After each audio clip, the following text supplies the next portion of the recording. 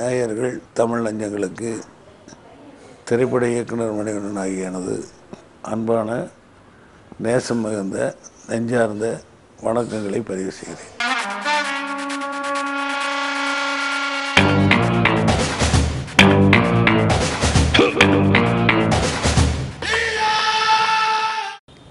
Cinema சார்ந்த யாரும் என் குடும்பத்தில் இல்லை.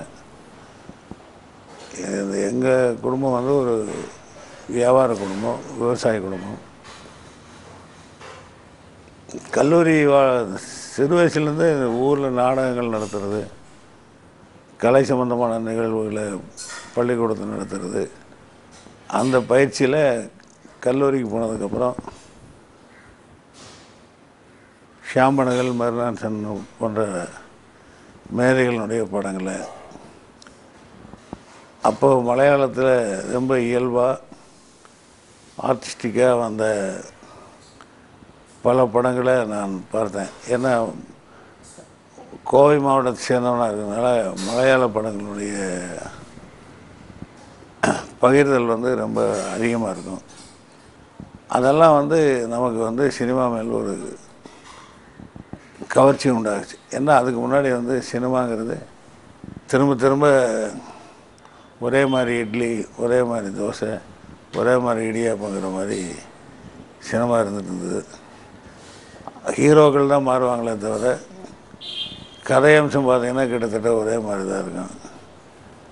அப்புறம் அதே மாதிரி ஒரு வில்லனுக்கூட கடைசியில் ஒரு போராட்டம், ஒரு எல்லாம் முடிஞ்சு அடித்து போட்டதுக்கப்புறம் எப்பவும் போல் வழக்கமாக லேட்டாக வர்ற போலீஸு, இப்படி சினிமாக்களை பார்த்து பார்த்து நமக்கு சினிமாவுக்கு ஒரு மாற்று சினிமா தமிழ் சினிமாவில் வராதான்னு நான் எதிர்பார்த்துட்டு இருந்த நேரத்தில் அந்த மருநாசன் படங்களை போன்ற படங்கள் வராதா, ஷாம்பனகள் படங்கள் வராதான்னு கவலைப்பட்டிருந்த நேரத்தில் 16 வயதில் ஐயா மகேந்திரன் அவர்களுடைய உதிரிப்பூக்கள், முள்ளும் மலரும் போன்ற புதிய பாணி திரைப்படங்கள் வர ஆரம்பிச்சது.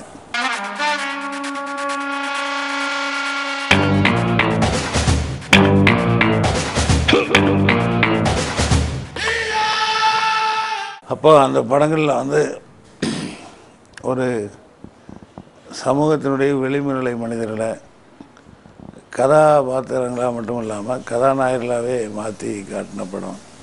16 வயதில் சப்பானிங்கிற ஒரு கேரக்டரை காமெடியாக கூட யோசிக்க தயங்குற காலத்தில் சப்பானியே அந்த படத்தினுடைய கதை நாயகனாக வச்சு எங்கள் இயக்குனர் பாரதிராஜா படம் எடுத்தார். அதை போன்ற முள்ளும் மலரும், உதிரிப்பூக்கள், இந்த மாதிரி படங்கள்லாம் தமிழ் சினிமா மீது நமக்கு ஒரு நம்பிக்கையும் ஒரு கவனத்தை அதிகமாக ஈர்க்கிற ஒரு தன்மை இருந்ததுனால நாமும் சினிமாவுக்கு போனால் ஒரு புதிய பாணி திரைப்படங்களில் வெற்றி பெற முடியுங்கிற நம்பிக்கையோடு நான் சென்னை நோக்கி வந்தேன். அதான் இந்த சினிமாவுக்கான எனது தூண்டுதல்னு நான் கருதுகிறேன். வரவேற்பெல்லாம் ஒன்றும் கிடையாதுங்க. இப்போ சென்ட்ரலில் வந்து ஒரு நாளைக்கு வந்து குறைந்தபட்சம் சென்னையில் 10,000 பேர் குடியேறாங்கன்னு ஒரு புள்ளி விவரம் சொல்லுது. அது குறைந்தபட்சம்தான். அது அவங்களெல்லாம் யாரும் வரவேற்கிறதே இல்லை.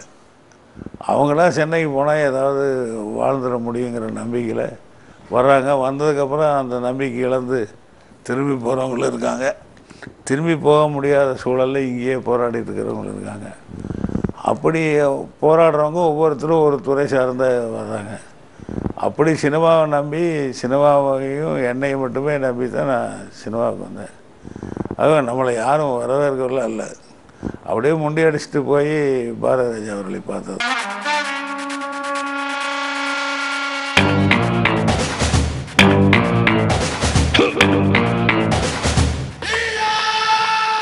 பாரதிராஜாவிட்ட நிறையா கதை வசனங்கள் எழுதினேன், உதவி இயக்குனராக பணியாற்றினேன். அந்த அனுபவங்கள்லாம் நமக்கு சினிமாவை கற்றுத்தந்தது.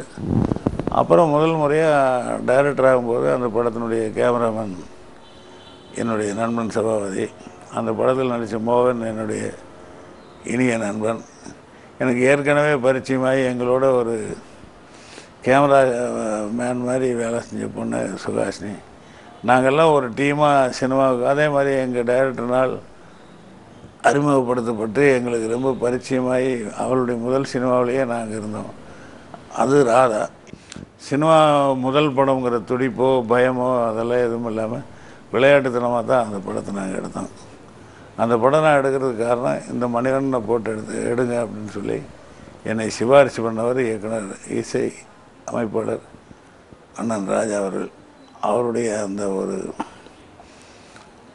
ஊக்கப்படுத்தலும் அவருடைய ஒரு என்ன சொல்கிறது, அது வந்து அவருடைய ஆதரவும் தான் கலைமணி சாரே என்னை வந்து அந்த படத்தை டைரக்ட் பண்ணுங்கிற வாய்ப்பை வாங்கி தந்தது. ஆகவே நான் ரொம்ப நன்றி கடன் படுறது என்னை சினிமாவில் வளர்த்தெடுத்த இளையராஜாவுக்கும் பாரதி ராஜா அவர்களுக்கும் என்னை அடையாளம் கண்டுவிட்டு என்னை டைரக்டர் ஆகணுங்கிற நம்பிக்கை வைத்த இசைமதி இளையராஜாவுக்கு நான் எப்போவுமே நன்றி கடன் படுறேன். சினிமாவில் உதவி இயக்குனர் வாய்ப்பு கிடைச்சதுனால டைரக்டர் ஆனேன்.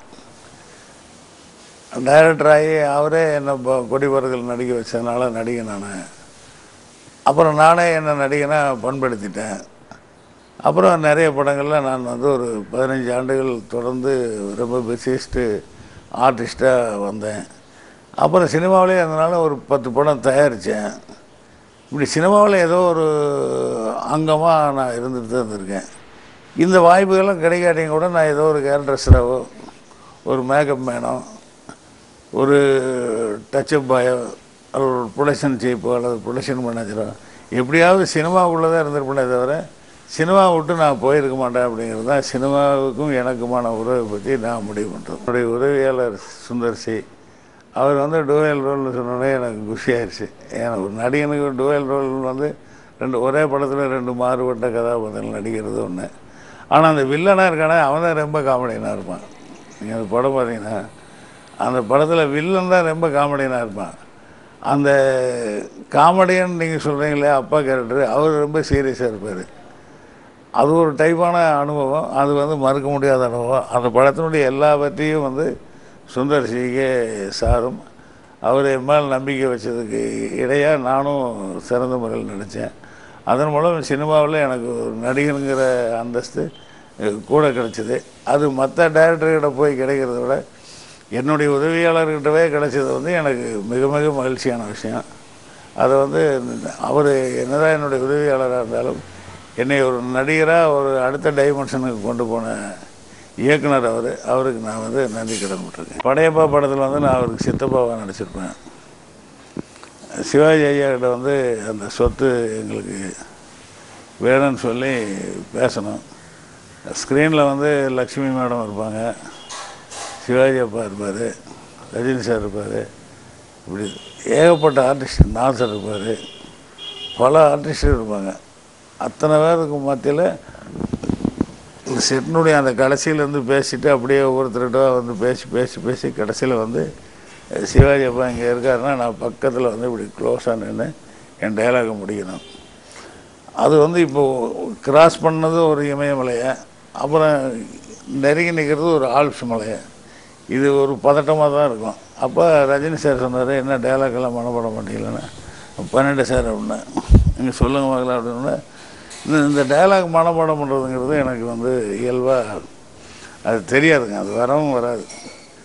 நம்முடைய சொந்த வார்த்தைகளை கொஞ்சம் போட்டு தான் அந்த வார்த்தையை அப்படியே சொல்லுன்னா நான் செத்தேன். அதோடு நம்மளால் பேசவே முடியாது. நாமளும் கொஞ்சம் மிக்ஸ் பண்ணி பேசினா தான் நம்மளுக்கு இயல்பாக எனக்கு வரும். எனக்கும் அப்படி தான், என் நண்பர் புரட்சி தமிழர் சத்யராஜ் அப்படி தான். அதை எங்கள் இயல்புக்கு ஏற்ற மாதிரி நாங்கள் மாற்றிக்குவோம். அவர் பேசி காட்டினோன்னே உடனே மனப்பாடம் பண்ணிட்டீங்களே, நம்ம அப்படியே காதில் கேட்டு அப்படியே பண்ணிக்கிறது தான் சார். மனப்பாடம் பண்ணுறது என்ன விஷயமா சார்? தமிழ் மாணவர்கள் எல்லாருமே இந்தியாவினுடைய மக்களில் கல்வி முறையை படித்த எல்லாருமே மனப்பாடம் பண்ணி மார்க் வாங்கினவனுக்கு தானே. அதனால் எங்களுக்கு மனப்பாடங்கிறது வந்து கை வந்த கலை சார். அது நாங்கள் பேசிடுவோம்னு சொல்லிட்டு நான் பேசினேன். அப்புறம் ஒரே டேக் போயிடலாம் அப்படின்னா சிவாஜி சார்கிட்ட வந்து டேக் எடுத்துடலாம் அப்படின்னா, டேக் எடுக்கிறீங்களா? என்ன நடக்குதுங்க? நான் நிற்கிறேன், இல்லை நீங்கள் நிற்கிறீங்க, அவர் தானே பேசுகிறாரு. அவர் என்ன பேசுகிறாருன்னு எனக்கு தெரிய வேணாமா? அவர் பேசுவார், நான் வந்து என்ன பேசுவார்னா தெரியாமல் இங்கே நின்றுக்கணுமா? வர சொல்லி அந்த தாடிக்காரனை பேசிட்டு வந்தால் எங்களுக்கு காட்ட சொல்ல இருந்தார். அப்புறம் அங்கேருந்து வந்து நான் என்னடா நீ டேக்கில் தான் நடிப்பியா, ரிஹர்சல்லாம் நடிக்க மாட்டேன் அப்படின்னா, இப்போ நான் எதுவுமே சொல்லப்பா, அவங்க தான் டேக் போகலான்னு சொன்னாங்க. நான் வந்து ரிஹர்சல் பண்ணுறேன் அப்படின்ட்டு அங்கேருந்து பேசிட்டு வந்தேன். அப்படி நின்னேன். அப்புறம் செட்டில் எல்லோரும் கிளாப் பண்ணாங்க. உடனே என் கையை பிடிச்சிட்டு அப்படியே கட்டி அணைச்சிட்டாரு. கட்டி அணைச்சிட்டு சிவாஜி ஐயா சொன்னார், தாடிக்கார உங்கள்கிட்ட தொழில் இருக்குடா, தொழில் கைவசம் வச்சுருக்கேன், நீ நல்லா வரவிடா அப்படின்ட்டு தலையெல்லாம் தடவி கொடுத்தாரு. நான் அவ்வளோ நேரம் கான்ஃபிடெண்ட்டாக எல்லாம் பேசினவன் அந்த கட்டி பிடிச்சி தலையை தடவுனோட ரொம்ப நெகிழ்ந்து போய் கண்ணிலலாம் தண்ணி வந்துச்சு. ஏன்னா உலகத்தில் வந்து அவார்டு வாங்கலாம், ஷீல்டுகளாக வாங்கலாம், அதெல்லாம் ஒரு பெரிய விஷயமே கிடையாது. நாம் நேசிக்கிற ஒரு மாபெரும் கலைஞர் சிவாஜி. அவர் கையால் அந்த தடவலும் அந்த கட்டி அணைப்பும் இருக்குது இல்லை, அதுக்கு நிகரான ஒரு விருது வந்து இனிமேல் எனக்கு கிடைக்காதுன்னு தான் நான் கருதுனேன். அப்படி ஒரு அற்புதமான அனுபவம் அது. அந்த மாதிரி அனுபவங்கள்லாம் எனக்கு ரஜினி சார் மூலமாக கிடைச்சிது. அவர் வந்து ரொம்ப அப்படியே கண்ணத்துலலாம் அப்படி தொட்டெல்லாம் கிஸ் பண்ணுவார். சூப்பர் சூப்பர் சூப்பர் அப்படிம்பார். இல்லை சார் நீங்கள் சூப்பரு, நீங்கள் என்ன போய் சூப்பர் அப்படின்னு அஸ்திட்டிங்க அப்படிம்பார். அதாவது அந்த தட்டி கொடுத்து வேலை வாங்கி பாராட்டி வேலை வாங்குகிற குணம் வந்து சூப்பர் ஸ்டார் ரஜினி சாருக்கு இருக்குது. அது நான் வாழ்க்கையில் நிறைய தடவை அதை சந்திச்சிருக்கேன். அதாவது சிறந்த மாணவனை கையாளுறது ஆசிரியருக்கு ரொம்ப நல்ல விஷயமா இருக்கும். அந்த மாதிரி நான் என்னுடைய பட்டறையில் நிறைய பேர் தயாராக இருந்தாலும் கூட அவர் ஒரு சிறந்த மாணவன், சிறந்த கலைஞன், சிறந்த நடிகன், சிறந்த டயலாக் ரைட்டர். அவர் கூட வேலை செய்யும்போது எல்லாமே வந்து படத்துக்கு உதவிகரமாக இருக்கும். அதோட 2 பேர்த்துக்குமான வேவ் லைன்ஸ் வந்து ஒன்றா இருக்கும். அது நான் நிறைய கூட்டங்களும் கூட சொல்லியிருக்கேன். நான் 2 பேர் புருஷ முன்னாடி மாதிரி எங்களுக்குள்ளே அவ்வளோ ஒரு அண்டர்ஸ்டாண்டிங் இருக்குது. அதனால் வந்து அவரோட ஒர்க் பண்ணும்போது அது ஒரு உற்சாகமாக இருக்காது. அது வந்து 2 பேர்த்துக்கும் ஒரு புரிதல் இருக்குது. அதே மாதிரி நான் டைரக்ட் பண்ணுறதுனா அந்த என் டைரக்ஷனில் நடிக்கும்போது அவருக்கு ஒரு உற்சாகமாக இருக்குங்க. அந்த ஒரு 2 பேர்த்துக்குமான அந்த வேவ் லைன் இருக்குது இல்லைங்களா, அது ஒரே மாதிரி இருக்கிறதுனால எங்களுக்குள்ளே அழகாக வந்து அந்த பாடி லாங்குவேஜ் அதெல்லாம் எனக்கு சொல்ல தெரியாது. அவருடைய எல்லா நடைமுறை பாவனைகளும் நம்ம கதாபாத்திரத்துக்கு நாம் நினைக்கிறத விட அவர் அழகாக பண்ணுவார். அதில் ஒரு சின்ன கரெக்ஷன் பண்ணிட்டோம்னா அதை பன்மடங்கு அவர் டெவலப் பண்ணிடுவார். ஸோ எனக்கு வந்து ஆஸ் அ டைரக்டர் மணிவண்ணனுக்கு கிடைத்த ஒரு வரப்பிரசாதம் நடிகர் சத்யராஜ். அது மறுக்க